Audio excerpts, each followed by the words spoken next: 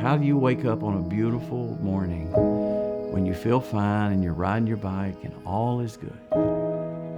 And then the next thing you know, you don't know if you're going to make it. You don't know if you're going to live to see another Mother's Day. I mean, you are really facing the reality that something is desperately wrong with you. I wasn't prepared for that.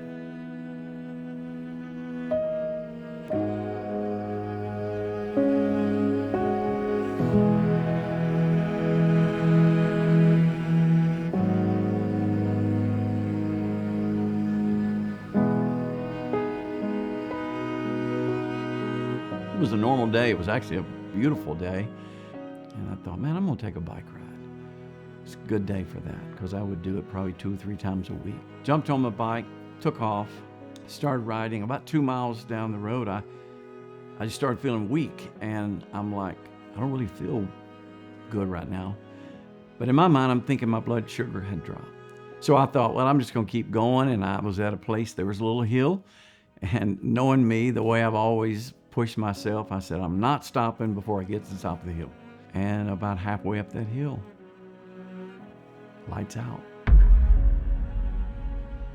So I got up, and when I reached down and picked the bike up, I could feel everything on my left side moving. And I thought, oh my goodness, I know I've broken at least one rib. I called my wife and I said, hey, I need you to come pick me up. I had a bike accident. I passed out. I don't know what's going on. Can you come bring the truck? I asked him do you think we need to go to the emergency room? And he said, no, I think I'm going to be okay. The pain kept getting worse. I had to go somewhere.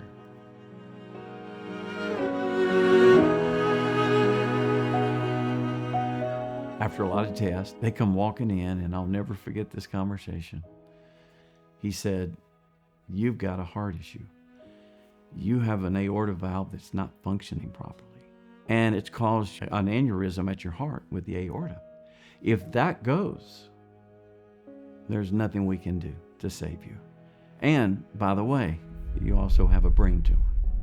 I remember, I think, asking him, well, which one do we fix first?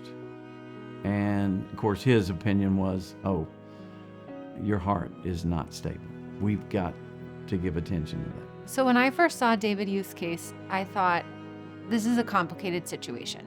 David came in as a trauma patient after passing out on his bike, and in the course of being worked up as a trauma patient, they identified a brain mass on top of him having severe aortic stenosis, which was symptomatic. The combination of his brain mass and his aortic stenosis made his case atypical. And I just remember listening to her, and my wife said she was looking closely at her hands.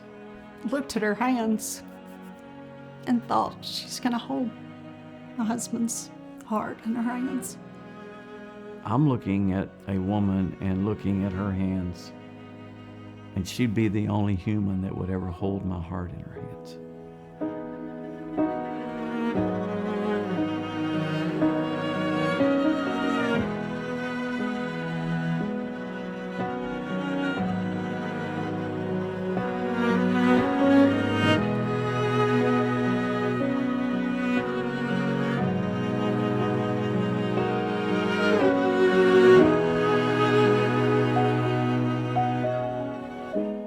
I've been given so much by Dr. Walker, by the health care that I received. I am now responsible for making sure others know about the condition I had and the help that's available. And so I would say to anyone, hey, it's my responsibility to let you know that there's help. You need to get this checked. I wish I had known about it years ago.